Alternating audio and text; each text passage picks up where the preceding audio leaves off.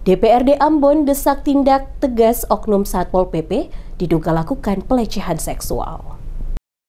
Dugaan kasus pelecehan seksual yang melibatkan seorang CPNS pegawai Satpol PP Kota Ambon berinisial JM mendapatkan sorotan tajam dari anggota DPRD Kota Ambon. Anggota DPRD Kota Ambon, Desi Halau, menegaskan pihaknya turut prihatin sekaligus merasa malu atas dugaan perbuatan tidak pantas yang dilakukan oleh sesama aparatur pemerintah. Menurutnya, tindakan tersebut telah mencederai etika dan moral sebagai seorang pegawai di lingkungan pemerintahan. Sebagai wakil rakyat, dirinya mendukung penuh langkah korban dalam mencari keadilan dengan berani menyampaikan apa yang dialaminya secara terbuka. Halau meminta Wali Kota Ambon mengambil tindakan tegas dengan memeriksa oknum terduga pelaku. Ia menambahkan, apabila terbukti bersalah, sanksi terhadap pelaku tidak hanya berhenti pada aspek administrasi, tetapi juga bisa dibawa ke ranah hukum jika terdapat unsur pidana.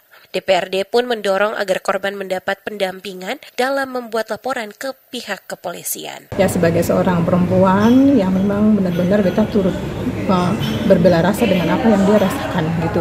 Sangat malu yang pastinya kalau ketemu perempuan dilakukan seperti itu, dan beta mengutuk keras perbuatan tersebut ya.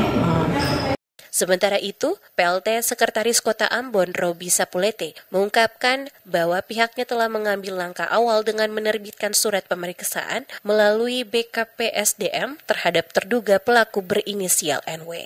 Sedangkan korban untuk sementara dipindahkan dari Satpol PP ke BKPSDM agar lebih terlindungi.